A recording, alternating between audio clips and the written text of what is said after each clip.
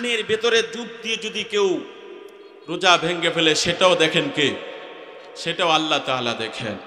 আমরা যদি গোপনে কামরার ভিতরেও খানা খাই সেটাও দেখেন, জোরে বলেন কে?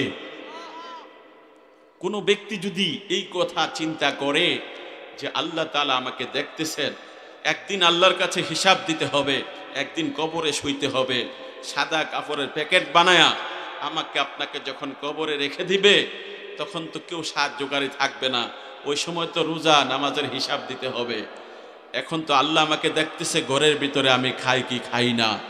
এই ব্যক্তি যদি চিন্তা করত, আমার মনে হয় কোনোদিন রোজা ছেড়ে দিতে পারতো না। ঠিক কিনা জোরে বলেন? আজান দিলে মসজিদে না যায় পারতো না। ওই বিছানাকে লাথি মারো যেই বিছানা আরামের বিছানায় আরাম পেয়ে তুমি ফজরের সময় ঘুমিয়ে থাকো। আজান দিলে মসজিদে দৌড়াইতে হবে। এক ব্যক্তি, এক বুজুর্গ, তিনার অনেক মুরিদ ছিল কিন্তু কাউকে খেলাফত দেন নাই।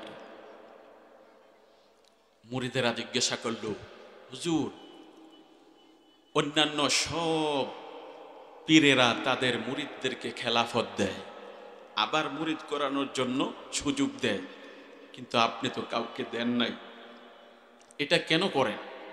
আপনি খেলাফত দেন না কেন? তখন তিনি বললেন যে তোমরা সমস্ত মুরিদেরা একসাথ হয়ে আমাকে ডাকবে, আমি পরীক্ষা করব, যদি পরীক্ষায় উত্তীর্ণ হতে পারো, পাশ করতে পারো, তাহলে তোমাদেরকে যে পাশ করবে তাকে খেলাফত দেওয়া হবে। বুজুর্গ এই কথা বলার পরে সমস্ত মুরিদেরা একসাথ হয়ে গেল। একসাথ হওয়ার পরে কয়েক লক্ষ মানুষ একসাথ হয়ে গেল। একসাথে হয়ে বলে, হুজুর, আমরা একত্রিত হয়েছি, এবার আপনি আসেন, আইসা আমাদেরকে পরীক্ষা করেন। কি পরীক্ষা করবেন? এই কথা বলার পরে আল্লাহর ওলি তাদের কাছে আসলেন, সেই মজমার মধ্যে আসলেন। মজমার মধ্যে আসার পরে এবার তার পুরনো মুরিদদের মধ্য থেকে 10 জনকে বাছাই করেছেন। 10 জনকে বাছাই করার পরে এবার তার নিকটে নিয়ে আসলেন আর সকলকে বাদ করে দিলেন। বুঝতে পারছেন তো? পুরনো যারা অনেক আগের আমল করতে করতে একেবারে অনেক উপরে চলে গেছে, এমন 10 জনকে বাছাই করেছে। সবার থেকে সেরা আমলি যেগুলা, তাদেরকে বাছাই করেছে। বাছাই করার পরে এবার বললেন, ও বাবারা, তোমরা একটা একটা করে হাতের মধ্যে ছুরি নাও, আর একটা একটা কবুতরের বাচ্চা হাতের মধ্যে নাও, অথবা মুরগির বাচ্চা একটা একটা করে হাতের মধ্যে নাও। এরপরে তোমাদেরকে আমি পরীক্ষা করব। যখন নাকি একটি একটি করে ছুরি হাতের মধ্যে নিয়েছে আর একটি একটি করে 10 জনে 10টি মুরগির বাচ্চা বা কবুতরের বাচ্চা হাতের মধ্যে নিয়া এবার বলল, হুজুর, আপনি আমাদেরকে এবার পরীক্ষা করেন, কি করতে হবে? আল্লাহর ওলি বললেন, ও বাবারাম, সবাই একটি একটি করে ছুরি হাতের মধ্যে নিয়েছে কিনা? বলল, হুজুর, আমরা একটি একটি করে ছুরি হাতের মধ্যে নিয়েছি। একটি একটি করে মুরগির বাচ্চা হাতের মধ্যে নিয়েছো কিনা? বলল, হ্যাঁ, একটি করে মুরগির বাচ্চা হাতের মধ্যে নিয়েছে। বলে, এবার তোমরা এমন জায়গায় জবাই করে নিয়ে আসবা কেউ যেন না দেখে, দুনিয়ার কেউ যেন না দেখে, এমন জায়গার মধ্যে জবাই করে নিয়ে আসবা কেউ যেন না দেখে। এইবার একজন একজন করে তাদের গোপনীয় জায়গার মধ্যে চলে গেল।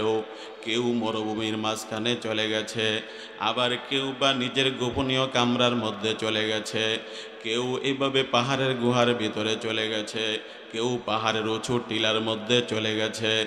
এইভাবে যখন নাকি 10 জন 10 দিকে চলে গেল, যাইয়া এক একজনে এক এক জায়গা থেকে জবাই করে নিয়ে আসছে। কেউ মরুভূমির মাঝখান থেকে জবাই করে নিয়ে আসছে, আবার কেউ গোপনীয় কামরা থেকে জবাই করে নিয়ে আসছে, কেউ পাহাড়ের উঁচু টিলার উপর থেকে জবাই করে নিয়ে আসছে, কেউ পাহাড়ের গুহার ভিতর থেকে জবাই করে নিয়ে আসছে।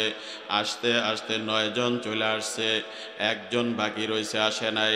সারা দিন চলে গেছে ওই লোকটার অপেক্ষায়, সে আসে নাই। 9 জন আসার পরে বলল, হুজুর আমরা তো কবুতরের বাচ্চা, মুরগির বাচ্চা জবাই করে নিয়ে আসছি, আমাদেরকে কি পরীক্ষা করবেন করেন। আল্লাহর ওলি তাদের কাছে আসলেন, আসার পরে বলে, ও বাবারা, তোমরা তো 10 জন গিয়েছিলে, কিন্তু এখন তো তোমরা 9 জন, আর একজন কোথায়?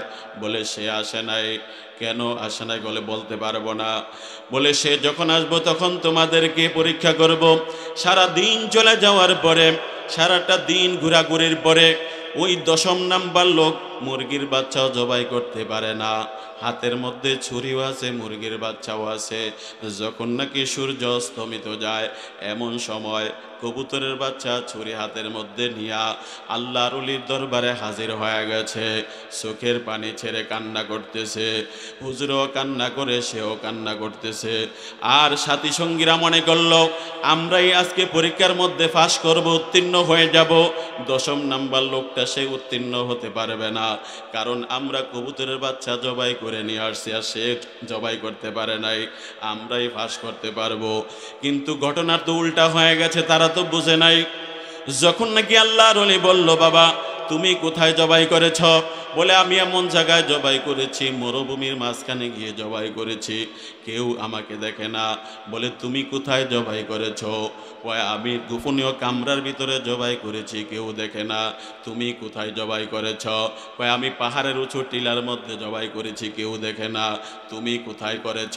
কয় আমি পাহাড়ের গুহার ভিতরে করেছি, কেউ দেখে নাই। এইভাবে হিসাব দিতে দিতে 9 জনে হিসাব দিল, আর একজন কবুতরের বাচ্চা জিন্দা হাতের মধ্যে নিয়ে দাঁড়িয়ে আছে, চোখের পানি ছেড়ে কান্না করতেছে। বলে বাবা তুমি কান্না করো কেন? বলে আমি এই জন্য কান্না করি, সারা দিন আমি ঘোরাঘুরি করলাম, পাহাড়ের উঁচু টিলার মধ্যে গিয়েছি, জবাই করতে পারি না। আমি এরকম মরুভূমির মাঝখানে গিয়েছি, জবাই করতে পারি না। আমার গোপনীয় কামরার মধ্যে গেলাম, জবাই করতে পারি না। সব জায়গায় ঘোরাঘুরি করতে করতে সারা দিন চলে গেল, জবাই করতে পারি না। কয় কেন তুমি জবাই করতে পারো না? কয় যখন নাকি আমি উঁচু টিলার মধ্যে গিয়েছিলাম, ছুরি ধরেছি, সেখানে আমি জবাই করতে পারি না। কয় কেন পারো না? কয় আমি যেখানে যাইয়া ছুরিটা কবুতরের বাচ্চার গলার মধ্যে ধরি, এমন সময় আমি দেখি দুনিয়ার কেউ যদিও না দেখে, দুনিয়ার মানুষ যদিও না দেখে, কিন্তু আমার মাওলা আমার দিকে তাকিয়ে আছে, এই জন্য আমি জবাই করতে পারি না। আর আপনি তো বলেছিলেন এমন জায়গায় জবাই করার জন্য কেউ যেন না দেখে, দুনিয়ার মানুষ না দেখলেও আল্লাহ আমাকে দেখে। আল্লাহু আকবার। আমি কোথাও সারা দিন ঘোরাঘুরি করেছি, কোথাও জবাই করতে পারি নাই। যেখানে যাই যদি কবুতরের বাচ্চার গলার মধ্যে ছুরিটা ধরি, আমি দেখি দুনিয়ার কেউ যদিও দেখে না, কিন্তু আমার আল্লাহ, আমার মাওলা আমার দিকে তাকিয়ে আছে। জোরে বলেন আল্লাহু আকবার। এটাকে বলা হয় ভয়। আল্লাহ তাআলা দেখতেছে। কিন্তু আজকে আমরা রোজা ভাঙ্গি, কোনো পরোয়া নাই, নামাজ ছেড়ে দেয়, কোনো পরোয়া নাই, বেপরদা চলি, কোনো পরোয়া নাই, অন্যের হক মারি, কোনো পরোয়া নাই। আল্লাহ বুঝি দেখে না? না, আল্লাহ দেখে কিনা? জোরে বলেন আল্লাহ দেখে কিনা? এখানে আপনারা আসছেন, আল্লাহ দেখে কিনা? তু মর্দে মুসলমান হু, তু মর্দে মুসলমান, तू मर्द मुसलमान हो, तू मर्द मुसलमान, एक हाथ में तलवार एक हाथ में कुरान, एक हाथ में तलवार एक हाथ में कुरान, तकबीर में कलमा में नमाजों में अज़ामें, तकबीर में कलमा में नमाजों में अज़ामें, है नाम इलाही से मिला नाम मोहम्मद, है नाम इलाही से मिला नाम मोहम्मद।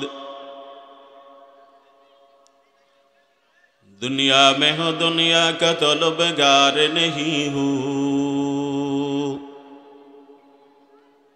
दुनिया में हो दुनिया का तलबगार नहीं हूँ, बाजार से गुजर हो खरीदार नहीं हो, बाजार से गुजर हो खरीदार नहीं हो।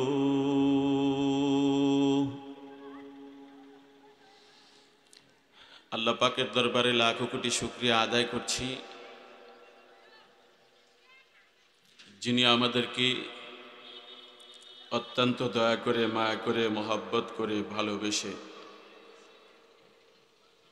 দুনিয়ার বিভিন্ন ফিতনা ফাসাদ থেকে হেফাজত করে পাঁচপুকুরিয়া যুব সমাজ ও প্রবাসীদের উদ্যোগে আয়োজিত ওয়াজ ও দোয়ার মাহফিলের আলোচনা শোনার জন্য আসা এবং বসার তৌফিকটুকু দান করেছেন।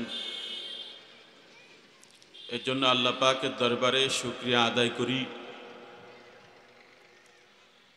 সকলে দিল থেকে উচ্চ আওয়াজে আল্লাহ পাকের সন্তুষ্টির জন্য মনকে উজাড় করে দিয়ে জোরে সুরে আল্লাহ পাককে রাজি খুশি করার জন্য বলে নেই আলহামদুলিল্লাহ।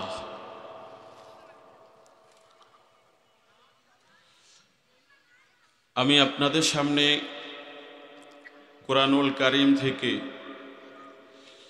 দুইটি আয়াতে কারিমা তেলাওয়াত করেছি। আল্লাহ পাক যদি তৌফিক দান করেন এই আয়াতে কারিমার উপরে অল্প সময়ের মধ্যে সহি তরিকায় কিছু কথা বলার ইচ্ছা পোষণ করেছি। আল্লাহ পাকের কাছে দোয়া করি, তৌফিক কামনা করি, আল্লাহ যেন এমন কিছু কথা বলার তৌফিক দান করেন যে কথাগুলো এই মুহূর্তে আমার আপনার সকলের জন্যই প্রয়োজন।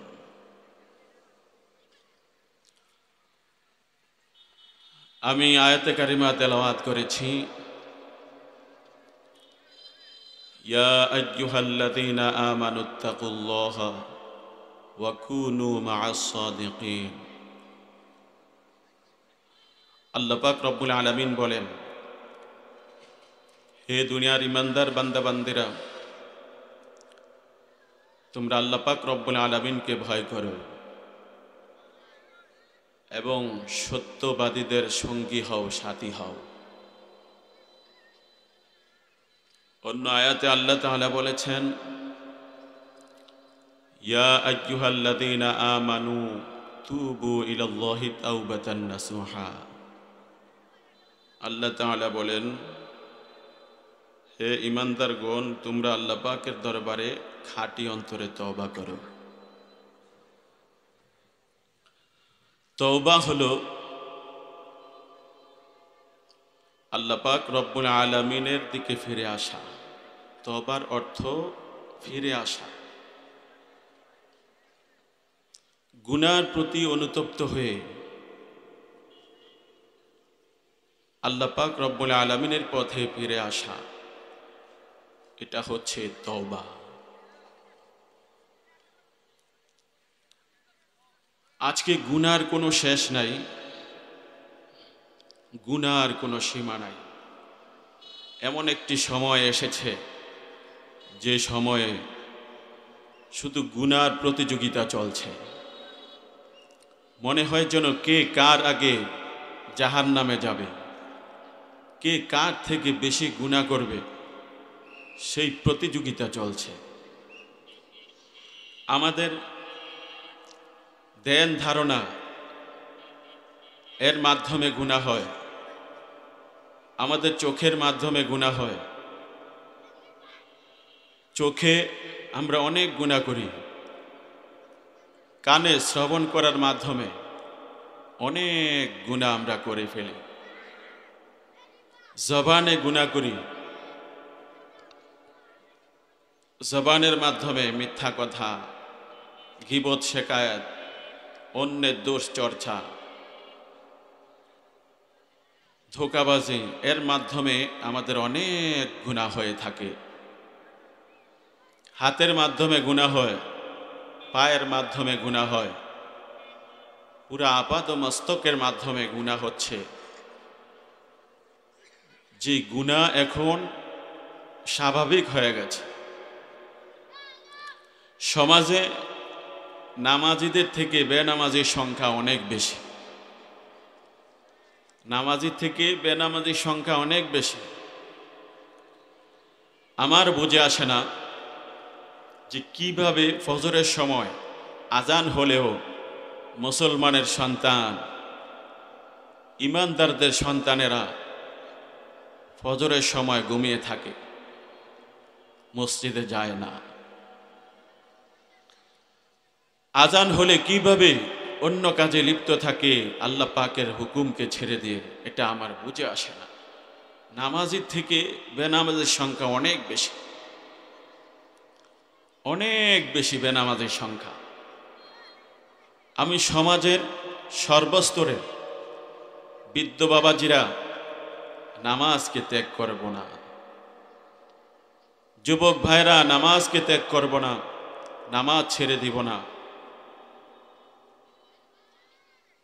পর্দার অন্তরালের মা বোনেরা, মহান হুকুম নামাজ আমরা কখনো ছেড়ে দিব না। সামনে রমজান মাস আসতেছে, এই রমজান মাসে আমরা রোজা রাখার জন্য সবাই নিয়ত করে ফেলি, একটি রোজাও আমরা ভঙ্গ করব না, একটি রোজাও ভাঙব না। আমি লক্ষ্য করেছি আমাদের সমাজে মুসলমানেরা রমজান মাসে, রোজার মাসে ওপেন খানা খায়, কোনো ভয় নাই, সিগারেট টানে কোনো ভয় নাই। এটা তো মুসলমানের দেশ। এই দেশে আপনি কিভাবে রমজানের রোজা ভঙ্গ করে আপনি কোনো ভয় ভীতি ছাড়া সিগারেট টানেন আর হাঁটেন? আপনি না মুসলমান? আপনি না মুসলিম দেশে বাস করেন? আপনি মুসলমানের ঘরে জন্মগ্রহণ করেছেন। আপনার মাধ্যমে কিভাবে সম্ভব হলো রমজানের রোজা ছেড়ে দিয়ে আপনি খানা খান? আপনি কিভাবে রোজা ভঙ্গ করে খানা খান? আল্লাহর ভয় কি নাই? আমি প্রত্যেকটি মুসলমান নরনারীকে বলবো, আমরা রমজান মাস আসতেছে, রমজান মাসে একটি রোজাও ভাঙব না, এক ওয়াক্ত নামাজও ছাড়ব না। নিজে রোজা রাখবো, অন্যদেরকেও রোজা রাখার জন্য উৎসাহিত করব। কোনো কিছুতে আমাকে রোজা থেকে বিরত রাখতে পারবে না, এই নিয়ত করি। কোনো কিছুতে আমাকে নামাজ থেকে দূরে সরিয়ে রাখতে পারবে না। কোনো বন্ধু বান্ধব, কোনো ব্যবসা বাণিজ্য, কিছুতে আমাকে নামাজ থেকে, রোজা থেকে বিরত রাখতে পারবে না। পাক্কা নিয়ত করতে হবে।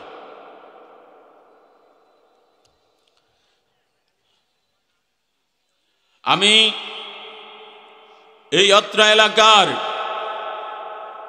সকল তৌহিদি জনতাকে বলতে চাই, সামনে আমাদের রমজান আসতেছে।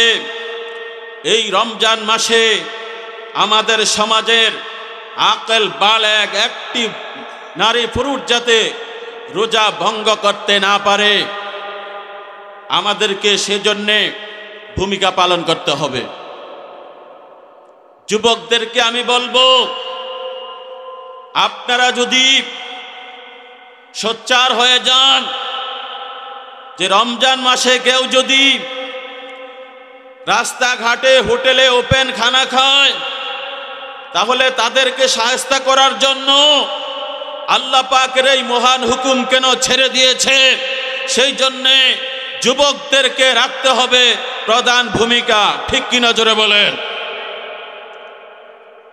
যুবকরা যদি ঠিক হয়ে যায়, একজন রোজা ভঙ্গ করার সাহস পাবে না। কেউ যাতে রোজা ভেঙ্গে খানা খাইতে না পারে। এই রোজার মাস হলো গুরুত্বপূর্ণ একটি মাস। রোজার মাস রহমতের মাস, বরকতের মাস। এই রোজার মাস হলো আমাদের জন্য নেয়ামত। আমাদেরকে আল্লাহ তাআলা মেহেরবানি করে রমজানের মাস দিয়েছেন। এটা আল্লাহ দয়া করে দিয়েছেন। এটার ঐতিহ্য, এর সম্মান যদি আমরা রক্ষা করতে না পারি, তাহলে এর থেকে বদনসিব আর কপাল পোড়া কি হতে পারে?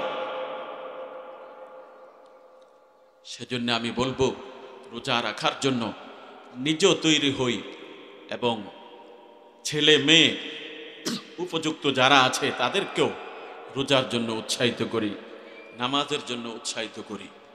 আমার বন্ধুগণ, বলতেছিলাম গুনার কোনো শেষ নাই। চতুর্দিকে শুধু গুনাহ আর গুনাহ। কোন দিকে তাকাইবেন শুধু গুনাহ। গুনাহ থেকে বাঁচা খুবই মুশকিল। মানুষ গুনাহকে এমন মনে করে, মনে হয় যেন স্বাভাবিক ব্যাপার। কবিরা গুনাহকে স্বাভাবিক মনে করে, কবিরা গুনাহ পর্যন্ত স্বাভাবিক মনে করে, যার কারণে গুনাহ করতে কোনো দ্বিধাবোধ করে না। সেজন্যে এই গুনাহ থেকে বিরত থেকে আল্লাহর পথে আসা, এটাকে বলা হয় তওবা। গুনাহ ছেড়ে দেওয়া।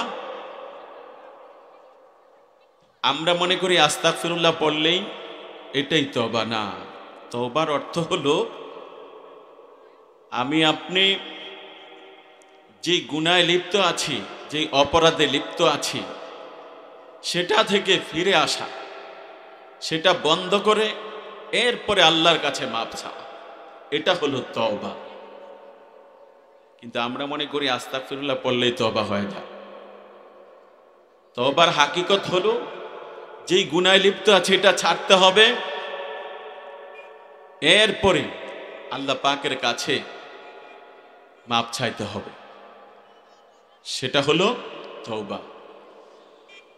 রাসূল করিম সাল্লাল্লাহু আলাইহি ওয়াসাল্লাম হাদিসে পাকে বলেছেন, বান্দা যদি গুনাহ করতে করতে পাহাড় পরিমাণ গুনাহ করে, বান্দা গুনাহ করতে করতে সারা পৃথিবীতে যত বালুকণা আছে সেই বালুকণা সম পরিমাণও যদি সে গুনাহ করে ফেলে, সাগরের মধ্যে যত ফেনা আছে সেই ফেনা পরিমাণও যদি সে গুনাহ করে ফেলে, এরপরেও যদি গুনার প্রতি অনুতপ্ত হয়ে আল্লাহ পাক রব্বুল আলামিনের দরবারে যদি তওবা করে, আল্লাহ তাআলা তার জিন্দেগীর সব গুনাহ মাফ করে দেন।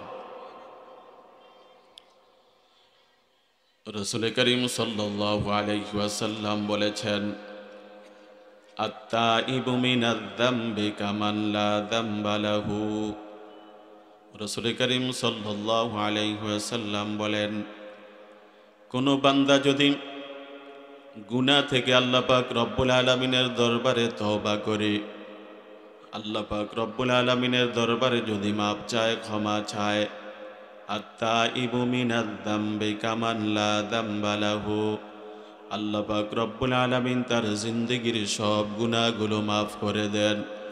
গুনাহ যদি সারা পৃথিবীর মধ্যে যত বালুকণা আছে ওই বালুকণা পরিমাণও যদি গুনাহ হয়, পাহাড় পরিমাণও যদি গুনাহ হয়, সাগরের ফেনা পরিমাণও যদি তার আমলনামার মধ্যে গুনাহ থাকে, আল্লাহ পাক রব্বুল আলামিনের দরবারে যদি সে খাঁটি অন্তরে তওবা করে, আল্লাহ পাক রব্বুল আলামিন তার জিন্দেগীর সব গুনাহ মাফ করে দেয়। মনে হয় যেন সে জিন্দেগিতে আর কোনো গুনাহই করে না। রাসূল করিম সাল্লাল্লাহু আলাইহি ওয়াসাল্লাম বলেছেন, যেই ব্যক্তি খাঁটি অন্তরে তওবা করবে, আল্লাহ পাক রব্বুল আলামিন তাকে বেগুনাহ মাসুম বানায় দেয়। জোরে বলেন সুবহানাল্লাহ। তওবা জুবা শাত পেশিমা আমুদান, তওবা জুবা শাত পেশিমা আমুদান, বরদরে হক নো মুসলমা আমুদান, বরদরে হক নো মুসলমা আমুদান। বলে যে গুনাহ থেকে তওবা করে সে এমন হয়ে যায় যেন সে নতুন করে মুসলমান হয়েছে, তার আমল নামায় কোনো গুনাহই থাকে না। রাসূল করিম সাল্লাল্লাহু আলাইহি ওয়াসাল্লাম হাদিসে পাকের মধ্যে বলেছেন, কুল্লু বনি আদম খাত্তাউন ওয়া খায়রুল খাত্তাইন আত-তাওয়াবুন। রাসূল করিম সাল্লাল্লাহু আলাইহি ওয়াসাল্লাম হাদিসে পাকের মধ্যে বলেছেন, সমস্ত বনি আদম হলো গুনাহগার। যত আদম সন্তান আছে, আদম সন্তান প্রত্যেকেই গুনাহগার, প্রত্যেকের আমলনামার মধ্যে গুনাহ আছে। সেই গুনাহগারদের মধ্যে উত্তম হলো ওই ব্যক্তি, যেই ব্যক্তি নাকি গুনার প্রতি অনুতপ্ত হইয়া, গুনার প্রতি শর্মিন্দা হইয়া আল্লাহ পাক রব্বুল আলামিনের দরবারে তওবা করে। ওই ব্যক্তি হলো গুনাহগারদের মধ্যে সর্বোত্তম ব্যক্তি। জোরে জোরে বলেন সুবহানাল্লাহ। যেই ব্যক্তি গুনার প্রতি অনুতপ্ত হয়ে আল্লাহর কাছে তওবা করে, সেই ব্যক্তি হলো সবচেয়ে উত্তম। জোরে বলেন না সুবহানাল্লাহ। রাসূল করিম সাল্লাল্লাহু আলাইহি ওয়াসাল্লাম হাদিসে পাকের মধ্যে বলেছেন, তুবা লিমান উজিদা ফি সহিফাতিহি ইস্তিগফারান কাসীরা। রাসূল করিম সাল্লাল্লাহু আলাইহি ওয়াসাল্লাম বলেন, সুসংবাদ দান করো ওই ব্যক্তিকে যেই ব্যক্তির আমলনামার মধ্যে বেশি বেশি ইস্তেগফার পাওয়া যায়, যেই ব্যক্তির আমলনামার মধ্যে বেশি তওবা পাওয়া যায়, যেই ব্যক্তির আমলনামার মধ্যে বেশি বেশি ইস্তেগফার পাওয়া যায়, তাকে জান্নাতের সুসংবাদ দিয়ে দাও। ও ভাইরা, এই জন্য চলতে ফিরতে হাঁটতে বসতে সব সময় আস্তাগফিরুল্লাহ আস্তাগফিরুল্লাহ আস্তাগফিরুল্লাহ এই ইস্তেগফার বেশি বেশি করে পাঠ করব। নিজের গুনাহের জন্য আল্লাহ পাক রব্বুল আলামিনের দরবারে তওবা করব, মাফ চাইব, ক্ষমা চাইব। জীবনে যত অন্যায় করেছি, অপরাধ করেছি, আর কোনোদিন গুনাহ করব না, অপরাধ করব না। এইভাবে গুনার প্রতি অনুতপ্ত হইয়া আল্লাহ পাক রব্বুল আলামিনের দরবারে যখন মাফ চাইবে, আল্লাহ পাক রব্বুল আলামিন জিন্দেগির সব গুনাহগুলো মাফ করে দিবেন। তিন ব্যক্তির জন্য আল্লাহ তাআলা জাহান্নামের আগুন হারাম করে দিবেন। তিন ব্যক্তির জন্য আল্লাহ পাক রব্বুল আলামিন জাহান্নামের আগুনকে হারাম করে দিবেন। এক নাম্বার হলো আইনুন বাকাত মিন খাশিয়াতিল্লাহ। যেই ব্যক্তি নাকি আল্লাহ পাক রব্বুল আলামিনের ভয়ে, কবরের ভয়ে, হাসরের ভয়ে, মিজানের ভয়ে, ফুলসিরাতের ভয়ে, কবরের মধ্যে কিভাবে থাকবো, হাসরের ময়দানে 50,000 বছর দাঁড়িয়ে থাকতে হবে, ওইখানে আমরা কিভাবে 50,000 বছর দাঁড়িয়ে থাকবো। আজকে তো দুনিয়ার মধ্যে যদি মানুষ মামলার মধ্যে পড়ে যায়, মানুষ যদি বিপদের মধ্যে পড়ে যায়, তাহলে ভাই দৌড়ে আসে তাকে সহযোগিতা করার জন্য, বন্ধুরা দৌড়ে আসে সহযোগিতা করার জন্য, আত্মীয় স্বজন দৌড়ে আসে সহযোগিতা করার জন্য, দলীয় নেতারা আসে সহযোগিতা করার জন্য। কিন্তু কবর এমন একটি জায়গা, ওইখানের মধ্যে যাইয়া যদি বান্দা মামলার মধ্যে পড়ে যায়, ওইখানে যদি যাইয়া বিপদে পড়ে যায়, তাহলে সেখানে বন্ধু বান্ধব নাই সহযোগিতার জন্য, ছেলে মেয়ে বাবা বন্ধু কেউ নাই সহযোগিতা করার জন্য, ওইখানে কোনো সাথী নাই, পাতি নাই, কিছুই নাই, দুনিয়ার কেউ তাকে সহযোগিতা করতে পারবে না। এই কথা অন্তরের মধ্যে এনে যদি কোনো বান্দা আল্লাহ পাক রব্বুল আলামিনের দরবারে চোখের পানি ছেড়ে কান্না শুরু করে দেন, আল্লাহ পাক রব্বুল আলামিন বান্দার চোখের পানি বেশি পছন্দ করে। যখন নাকি বান্দা এই কথা, কবরের কথা স্মরণ করে, হাসরের ময়দানের কথা স্মরণ করে, আল্লাহ পাক রব্বুল আলামিনের দরবারে যখন নাকি কান্না শুরু করে দিবে, আল্লাহ পাক রব্বুল আলামিন তার জন্য জাহান্নামের আগুন হারাম করে দিবেন। জোরে জোরে বললেন না সুবহানাল্লাহ। যেই ব্যক্তি কবরের ভয়ে আল্লাহর কাছে কান্না করবে যে কবরে কিভাবে থাকব, হাসরের ময়দানে কিভাবে থাকব, এই কথা স্মরণ করে যদি কোনো বান্দা আল্লাহ পাকের কাছে তওবা করে মাফ চায়, আল্লাহ তাআলা সব গুনাহ মাফ করে দেন। দ্বিতীয় নাম্বার হলো যেই ব্যক্তি নাকি আল্লাহ পাক রব্বুল আলামিনকে রাজি খুশি করার জন্য, যেই ব্যক্তি নাকি আল্লাহ পাক রব্বুল আলামিনকে পাওয়ার জন্য শেষ রাত্রে, গভীর রাত্রে উঠে আল্লাহ পাক রব্বুল আলামিনের জিকির শুরু করে দেয়। আজকে এই কনকনে শীতের মধ্যে, ঠান্ডার মধ্যে শেষ রাত্রে ওঠে ঠান্ডা পানি দিয়ে ওযু করার পরে যখন নাকি সমস্ত মানুষগুলো ঘুমায় যায়, সমস্ত মানুষ যখন ঘুমের মধ্যে নিমজ্জিত থাকে, মানুষ যখন নাকি ঘুমায় যায়, পশু পাখি পাক পাকালি ঘুমায় যায়, ওই সময় যখন কোনো বান্দা ঠান্ডা পানি দিয়ে ওযু করে আল্লাহ পাক রব্বুল আলামিনের সন্তুষ্টির জন্য যখন নাকি 2 রাকাত 4 রাকাত 6 রাকাত তাহাজ্জুদ নামাজ আদায় করার পরে জায়নামাজের মধ্যে বসিয়া যখন আল্লাহ পাক রব্বুল আলামিনের জিকির শুরু করে, আল্লাহ পাক রব্বুল আলামিন তার জন্য জাহান্নামের আগুন হারাম করে দেন। সুবহানাল্লাহ। এজন্য আমরা বেশি বেশি করে তাহাজ্জুদ আদায় করে আমরা জিকির আজকার করব, আল্লাহ পাকের সন্তুষ্টির জন্য আল্লাহকে ডাকবো, আল্লাহকে ডাকবো যে আল্লাহ তাআলা আমাদেরকে সৃষ্টি করেছেন, সে আল্লাহকে আমরা ডাকার চেষ্টা করব। 3 নাম্বার হলো যেই ব্যক্তি নাকি চোখের হেফাজত করে। 3 নাম্বার হলো যে চোখের হেফাজত করে, যেই ব্যক্তি নাকি নজরের হেফাজত করে, তার জন্য জাহান্নামের আগুন হারাম হয়ে যায়। আমার বন্ধুগণ, এজন্য যা অপরাধ আমরা করেছি, গুনাহ করেছি,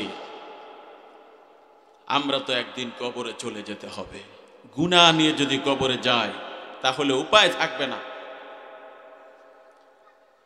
ও বৃদ্ধ বাবাজিরা, গুনাহ নিয়ে যদি কবরে যাও উপায় থাকবে না।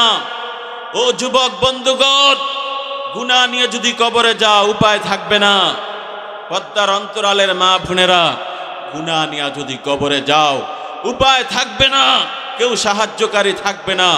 সেখানে আল্লাহ পাক রব্বুল আলামিনের সাহায্য ছাড়া কেউ সাহায্য করতে পারবে না। এজন্য গুনাহ ছেড়ে দাও। এক মহিলা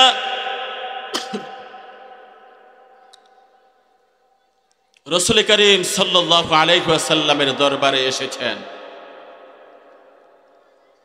নবীজির দরবারে আসার পরে মহিলা বললেন, ইয়া রাসূলুল্লাহ, ইয়া হাবিবাল্লাহ, আমি গুনাহ করে ফেলেছি, আমি অপরাধ করেছি, অপকর্ম করেছি, আমি আমার পেটে বাচ্চাও আছে। মহিলা কিভাবে আল্লাহ পাকের দরবারে তওবা করেছেন একটু চিন্তা করে দেখেন। মহিলা আল্লাহ রাসূল সাল্লাল্লাহু আলাইহি ওয়াসাল্লামের দরবারে এসে বলছে যে আমি অপকর্ম করেছি, এই অপকর্মের বাচ্চাও আমার পেটে আছে। রাসূল করিম সাল্লাল্লাহু আলাইহি ওয়াসাল্লাম বললেন, ও মহিলা, মহিলা যখন বলল, ইয়া রাসূলুল্লাহ, ইয়া হাবিবাল্লাহ, আমি অপরাধ করে ফেলেছি, বাচ্চাও হয়ে গেছে, বাচ্চাও এসে গেছে, এখন আমাকে বিচার করেন। মহিলার ভিতরে এমন ভয় এসেছে, মহিলা মনে করলো যদি দুনিয়ার মধ্যে আমি শাস্তি ভোগ করে যাই, এরপরেও আল্লাহ যাতে আমাকে হাসরের ময়দানে গুনাহগার বলে, জিনাকার বলে যাতে ডাক না দেয়। এই জন্য রাসূল করিম সাল্লাল্লাহু আলাইহি ওয়াসাল্লামের দরবারে আসলেন। আয়েশা বললেন, ইয়া রাসূলুল্লাহ, ইয়া হাবিবাল্লাহ, আমি অপকর্ম করেছি, আমার পেটের মধ্যে বাচ্চা আছে, আমাকে বিচার করেন। রাসূল করিম সাল্লাল্লাহু আলাইহি ওয়াসাল্লাম চেহারা ডান দিকে ঘুরায় ফেললেন। মহিলা ডান দিকে যায় বলে, ইয়া রাসূলুল্লাহ, আমি অপকর্ম করেছি, আমাকে বিচার করেন। রাসূল করিম সাল্লাল্লাহু আলাইহি ওয়াসাল্লাম আবার চেহারা বাম দিকে ঘুরায় ফেললেন। মহিলা আবার বাম দিকে ঘুরে এসে বলল, ইয়া রাসূলুল্লাহ, ইয়া হাবিবাল্লাহ, আমি অপকর্ম করেছি, আমাকে বিচার করেন। এইভাবে একবার নয়, দুইবার নয়, 4 বারের সময় রাসূল করিম সাল্লাল্লাহু আলাইহি ওয়াসাল্লাম বললেন, ও মহিলা, আমি যদি এখন তোমাকে বিচার করি, তুমি মৃত্যুবরণ করতে পারো, কিন্তু তোমার পেটের মধ্যে যে বাচ্চা আছে, ওই বাচ্চার কোনো দোষ নাই, কোনো অপরাধ নাই, ওই বাচ্চাও মৃত্যুবরণ করতে পারে। এক কাজ করো, তুমি চলে যাও।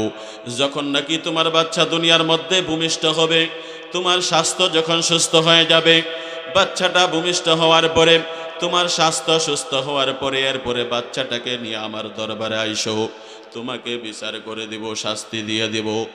রাসূল করিম সাল্লাল্লাহু আলাইহি ওয়াসাল্লামের কথা শোনার পরে মহিলা বাড়িতে চলে গেল। যখন নাকি কিছুদিন পরে সময় মতো বাচ্চাটা ভূমিষ্ঠ হয়ে গেল, মহিলার স্বাস্থ্য যখন সুস্থ হয়ে গেছে, এমন সময় বাচ্চাকে কোলে করিয়া মহিলা রাসূল করিম সাল্লাল্লাহু আলাইহি ওয়াসাল্লামের দরবারে হাজির হয়ে গেছে।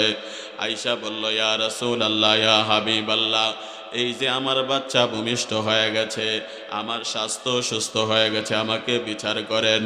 রাসূল করিম সাল্লাল্লাহু আলাইহি ওয়াসাল্লাম বললেন, ও মহিলা, আমি যদি এখন তোমাকে বিচার করি তুমি মৃত্যুবরণ করতে পারো, কিন্তু তোমার এই শিশু বাচ্চা এখন দুধ না খায়া অন্য কোনো খাদ্য খাইতে পারে না, দুধ না খায়া অন্য কোনো খাদ্য তার চলে না। ও মহিলা, যখন নাকি বাচ্চাটা বড় হবে, বাচ্চা যখন দুধ ছাড়া অন্য খাদ্য খাইতে পারবে, বাচ্চা যখন নাকি রুটি খাইতে পারবে, খেজুর খাইতে পারবে, অন্যান্য খাদ্য যখন খাইতে পারবে, ওই সময় তাকে আমার দরবারে নিয়ে আইসো, তারপরে তোমাকে বিচার করব। আর এখন যদি তোমাকে আমি বিচার করে ফেলি, বাচ্চাটা কে লালন পালন করবে, তার খাদ্যের দায়িত্ব কে নিবে? এই জন্য তুমি বাচ্চাটাকে নিয়ে যাও, যখন নাকি অন্য খাদ্য খাইতে পারবে তখন তাকে নিয়ে আইসো, বিচার করে দিব। এই কথা শোনার পরে মহিলা বাচ্চাকে কোলে করে বাড়িতে চলে গেল।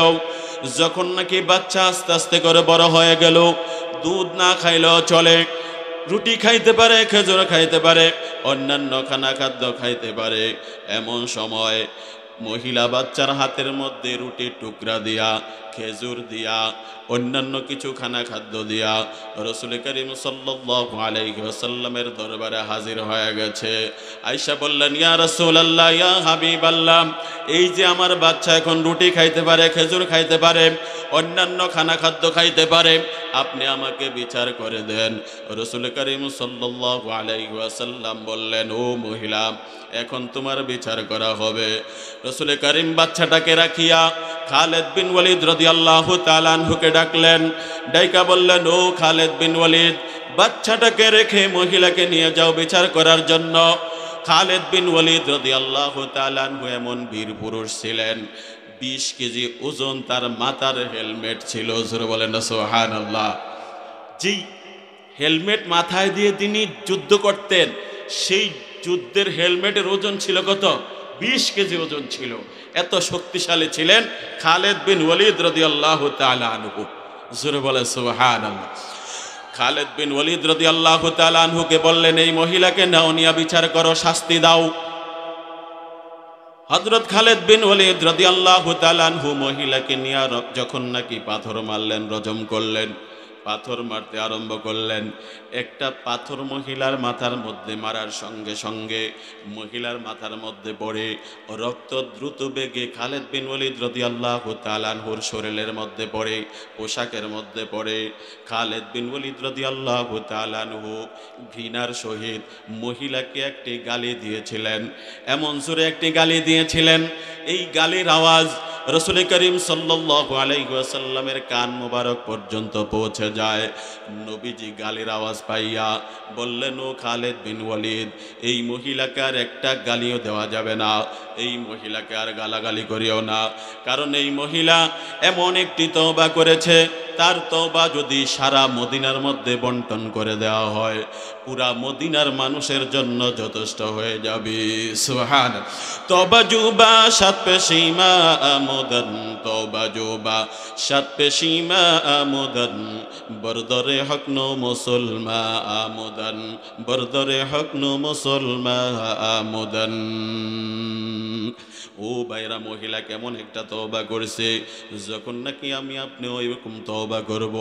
নামাজ ছেড়ে দিয়েছ, অতীতে যত নামাজ ছেড়ে দিয়েছ কাজা করো, আর আল্লাহ পাক রব্বুল আলামিনের দরবারে তওবা করো, আল্লাহ জীবনে কোনোদিন নামাজ ছাড়ব না। যত অন্যায় অপরাধ করেছ আল্লাহ পাক রব্বুল আলামিনের দরবারে তওবা করো, আর বলো, আল্লাহ কোনোদিন আর নামাজ ছাড়ব না, সামনে রমজান মাস আসতেছে, কোনোদিন রোজা ছেড়ে দিব না। এইভাবে যখন নাকি পাক্কা ইরাদা করবে, পাক্কা নিয়ত করবে, আল্লাহ পাক রব্বুল আলামিন অতীতের গুনাহ মাফ করে দিবে। আর আল্লাহ তাআলা আমল করার জন্য সুযোগ করে দিবে। জোরে বলেন না সুবহানাল্লাহ। পাক্কা নিয়ত করো আর কোনোদিন নামাজ ছেড়ে দিব না, পাক্কা নিয়ত করো আর কোনোদিন রোজা ছেড়ে দিব না। ওই বন্ধু বান্ধবকে ত্যাগ করো যেই বন্ধুর কারণে তোমার নামাজ ছুটে যায়, ওই বন্ধু বান্ধবকে ত্যাগ করো যেই বন্ধু বান্ধবের কারণে তুমি মসজিদে যাইতে পারো না, ওই বন্ধু বান্ধবকে ত্যাগ করো যেই বন্ধু বান্ধবের কারণে রোজা ছুটে যায়, তোমার পর্দা ছুটে যায়। ওই বন্ধু বান্ধবকে ছেড়ে দাও যেই বন্ধু বান্ধবের কারণে তুমি গুনাহে লিপ্ত হতে হয়।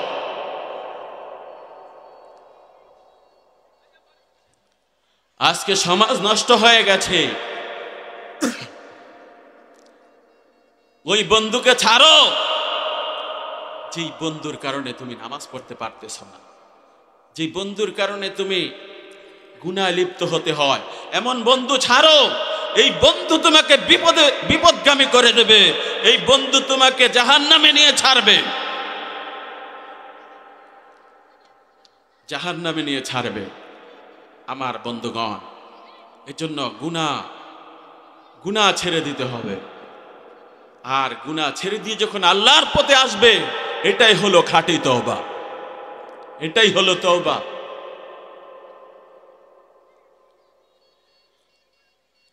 এক বুজুর্গ, আমরা তো আসলে আল্লাহ পাক রব্বুল আলামিন যে আমাদেরকে দেখে এটা আমাদের ভিতরে নাই। আমরা মনে করি রোজা ভাঙলে আল্লাহ বুঝি দেখে না, ঘরের ভিতরে খানা খায় আল্লাহ বুঝি দেখে না, এটা আমরা মনে করি। আপনারা বলুন তো, আল্লাহ দেখে কি দেখে না? আল্লাহ কি আমাদেরকে দেখেন কি দেখেন না? পানির ভেতরে ডুব দিয়ে যদি কেউ রোজা ভেঙে ফেলে, সেটাও দেখেন কে? সেটাও আল্লাহ তাআলা দেখেন। আমরা যদি গোপনে কামরার ভিতরেও খানা খাই, সেটাও দেখেন। জোরে বলেন কে?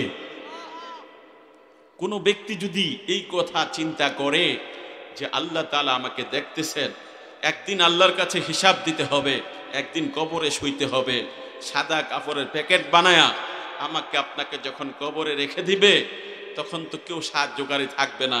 ওই সময় তো রোজা নামাজের হিসাব দিতে হবে। এখন তো আল্লাহ আমাকে দেখতেছে ঘরের ভিতরে আমি খাই কি খাই না। এই ব্যক্তি যদি চিন্তা করত, আমার মনে হয় কোনোদিন রোজা ছেড়ে দিতে পারতো না। ঠিক কিনা জোরে বলেন? আজান দিলে মসজিদে না যায়া পারতো না। ওই বিছানাকে লাথি মারো যেই বিছানা আরামের বিছানায় আরাম পেয়ে তুমি ফজরের সময় ঘুমিয়ে থাকো। আজান দিলে মসজিদে দৌড়াইতে হবে। এক ব্যক্তি, এক বুজুর্গ, তিনার অনেক মুরিদ ছিল, কিন্তু কাউকে খেলাফত দেন নাই। মুরিদেরা জিজ্ঞাসা করল, হুজুর, অন্যান্য সব পীরেরা তাদের মুরিদদেরকে খেলাফত দেয়, আবার মুরিদ করানোর জন্য সুযোগ দেয়, কিন্তু আপনি তো কাউকে দেন নাই, এটা কেন করেন? আপনি খেলাফত দেন না কেন? তখন তিনি বললেন যে তোমরা সমস্ত মুরিদেরা একসাথ হয়ে আমাকে ডাকবে, আমি পরীক্ষা করব, যদি পরীক্ষায় উত্তীর্ণ হতে পারো, পাশ করতে পারো, তাহলে তোমাদেরকে যে পাশ করবে তাকে খেলাফত দেওয়া হবে। বুজুর্গ এই কথা বলার পরে সমস্ত মুরিদেরা একসাথ হয়ে গেল। একসাথ হওয়ার পরে কয়েক লক্ষ মানুষ একসাথ হয়ে গেল। একসাথে হয়ে বলে, হুজুর, আমরা একত্রিত হয়েছি, এবার আপনি আসেন, আইসা আমাদেরকে পরীক্ষা করেন। কি পরীক্ষা করবেন? এই কথা বলার পরে আল্লাহর ওলি তাদের কাছে আসলেন, সেই মজমার মধ্যে আসলেন। মজমার মধ্যে আসার পরে এবার তার পুরনো মুরিদদের মধ্য থেকে 10 জনকে বাছাই করেছেন। 10 জনকে বাছাই করার পরে এবার তার নিকটে নিয়ে আসলেন আর সকলকে বাদ করে দিলেন। বুঝতে পারছেন তো? পুরনো যারা অনেক আগের আমল করতে করতে একেবারে অনেক উপরে চলে গেছে, এমন 10 জনকে বাছাই করছে। সবার থেকে সেরা আমলি যেগুলা তাদেরকে বাছাই করেছে। বাছাই করার পরে এবার বললেন, ও বাবারা, তোমরা একটা একটা করে হাতের মধ্যে ছুরি নাও, আর একটা একটা কবুতরের বাচ্চা হাতের মধ্যে নাও, অথবা মুরগির বাচ্চা একটা একটা করে হাতের মধ্যে নাও। এরপরে তোমাদেরকে আমি পরীক্ষা করব। যখন নাকি একটি একটি করে ছুরি হাতের মধ্যে নিয়েছে, আর একটি একটি করে 10 জনে 10টি মুরগির বাচ্চা বা কবুতরের বাচ্চা হাতের মধ্যে নিয়া এবার বলল, হুজুর আপনি আমাদেরকে এবার পরীক্ষা করেন, কি করতে হবে? আল্লাহর ওলি বললেন, ও বাবারাম, সবাই একটি একটি করে ছুরি হাতের মধ্যে নিয়েছে কিনা? বলল, হুজুর আমরা একটি একটি করে ছুরি হাতের মধ্যে নিয়েছি। একটি একটি করে মুরগির বাচ্চা হাতের মধ্যে নিয়েছ কিনা? বলল, হ্যাঁ একটি করে মুরগির বাচ্চা হাতের মধ্যে নিয়েছে।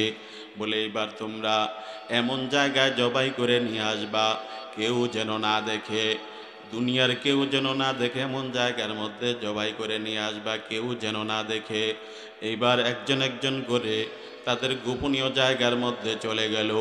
কেউ মরুভূমির মাঝখানে চলে গেছে, আবার কেউ বা নিজের গোপনীয় কামরার মধ্যে চলে গেছে, কেউ এইভাবে পাহাড়ের গুহার ভিতরে চলে গেছে, কেউ পাহাড়ের উঁচু টিলার মধ্যে চলে গেছে। এইভাবে যখন নাকি 10 জন 10 দিকে চলে গেল, যাইয়া এক একজনে এক এক জায়গা থেকে জবাই করে নিয়ে আসছে। কেউ মরুভূমির মাঝখান থেকে জবাই করে নিয়ে আসছে, আবার কেউ গোপনীয় কামরা থেকে জবাই করে নিয়ে আসছে, কেউ পাহাড়ের উঁচু টিলার উপর থেকে জবাই করে নিয়ে আসছে, কেউ পাহাড়ের গুহার ভিতর থেকে জবাই করে নিয়ে আসছে। আসতে আসতে 9 জন চলে আসছে, একজন বাকি রয়েছে, আসে নাই। সারা দিন চলে গেছে ওই লোকটার অপেক্ষায়, সে আসে নাই। 9 জন আসার পরে বলল, হুজুর আমরা তো কবুতরের বাচ্চা মুরগির বাচ্চা জবাই করে নিয়ে আসছি, আমাদেরকে কি পরীক্ষা করবেন করেন। আল্লাহর ওলি তাদের কাছে আসলেন, আসার পরে বলে, ও বাবারা, তোমরা তো 10 জন গিয়েছিলে, কিন্তু এখন তো তোমরা 9 জন, আর একজন কোথায়? বলে, সে আসে নাই। কেন আসে নাই? বলে, বলতে পারবো না। বলে, সে যখন আসবো তখন তোমাদেরকে পরীক্ষা করব। সারা দিন চলে যাওয়ার পরে, সারাটা দিন ঘোরাঘুরির পরে ওই 10ম নাম্বার লোক মুরগির বাচ্চাও জবাই করতে পারে না, হাতের মধ্যে ছুরিও আছে, মুরগির বাচ্চাও আছে। যখন নাকি সূর্য অস্তমিত যায়, এমন সময় কবুতরের বাচ্চা ছুরি হাতের মধ্যে নিয়া আল্লাহর ওলির দরবারে হাজির হয়ে গেছে। চোখের পানি ছেড়ে কান্না করতেছে, হুজুরও কান্না করে, সেও কান্না করতেছে। আর সাথী সঙ্গীরা মনে করল, আমরাই আজকে পরীক্ষার মধ্যে পাস করব, উত্তীর্ণ হয়ে যাব। 10ম নাম্বার লোকটা সে উত্তীর্ণ হতে পারবে না, কারণ আমরা কবুতরের বাচ্চা জবাই করে নিয়ে আসছি, আর সে জবাই করতে পারে নাই, আমরাই পাস করতে পারবো। কিন্তু ঘটনা তো উল্টা হয়ে গেছে, তারা তো বুঝে নাই। যখন নাকি আল্লাহর ওলি বলল, বাবা তুমি কোথায় জবাই করেছ? বলে, আমি এমন জায়গায় জবাই করেছি, মরুভূমির মাঝখানে গিয়ে জবাই করেছি, কেউ আমাকে দেখে না। বলে, তুমি কোথায় জবাই করেছ? কয়, আমি গোপনীয় কামরার ভিতরে জবাই করেছি, কেউ দেখে না। তুমি কোথায় জবাই করেছ? কয়, আমি পাহাড়ের উঁচু টিলার মধ্যে জবাই করেছি, কেউ দেখে না। তুমি কোথায় করেছ? কয়, আমি পাহাড়ের গুহার ভিতরে করেছি, কেউ দেখে নাই। এইভাবে হিসাব দিতে দিতে 9 জনে হিসাব দিল, আর একজন কবুতরের বাচ্চা জিন্দা হাতের মধ্যে নিয়ে দাঁড়িয়ে আছে, চোখের পানি ছেড়ে কান্না করতেছে। বলে, বাবা তুমি কান্না করো কেন? বলে, আমি এই জন্য কান্না করি, সারা দিন আমি ঘোরাঘুরি করলাম, পাহাড়ের উঁচু টিলার মধ্যে গিয়েছি, জবাই করতে পারি না। আমি এরকম মরুভূমির মাঝখানে গিয়েছি, জবাই করতে পারি না। আমার গোপনীয় কামরার মধ্যে গেলাম, জবাই করতে পারি না। সব জায়গায় ঘোরাঘুরি করতে করতে সারা দিন চলে গেল, জবাই করতে পারি না। কয়, কেন তুমি জবাই করতে পারো না? কয়, যখন নাকি আমি উঁচু টিলার মধ্যে গিয়েছিলাম, ছুরি ধরেছি, সেখানে আমি জবাই করতে পারি না। কয়, কেন পারো না? কয়, আমি যেখানে যাইয়া ছুরিটা কবুতরের বাচ্চার গলার মধ্যে ধরি, এমন সময় আমি দেখি দুনিয়ার কেউ যদিও না দেখে, দুনিয়ার মানুষ যদিও না দেখে, কিন্তু আমার মাওলা আমার দিকে তাকিয়ে আছে, এই জন্য আমি জবাই করতে পারি না। আর আপনি তো বলেছিলেন এমন জায়গায় জবাই করার জন্য কেউ যেন না দেখে, দুনিয়ার মানুষ না দেখলেও আল্লাহ আমাকে দেখে। আল্লাহু আকবার। আমি কোথাও সারা দিন ঘোরাঘুরি করেছি, কোথাও জবাই করতে পারি নাই। যেখানে যাই যদি কবুতরের বাচ্চার গলার মধ্যে ছুরিটা ধরি, আমি দেখি দুনিয়ার কেউ যদিও দেখে না, কিন্তু আমার আল্লাহ, আমার মাওলা আমার দিকে তাকিয়ে আছে। জোরে বলেন আল্লাহু আকবার। এটাকে বলা হয় ভয়। আল্লাহ তাআলা দেখতেছে। কিন্তু আজকে আমরা রোজা ভাঙ্গি, কোনো পরোয়া নাই, নামাজ ছেড়ে দেয়, কোনো পরোয়া নাই, বেপরদা চলি, কোনো পরোয়া নাই, অন্যের হক মারি, কোনো পরোয়া নাই। আল্লাহ বুঝি দেখে না? না, আল্লাহ দেখে কিনা? জোরে বলেন আল্লাহ দেখে কিনা? এখানে আপনারা আসছেন, আল্লাহ দেখে কিনা?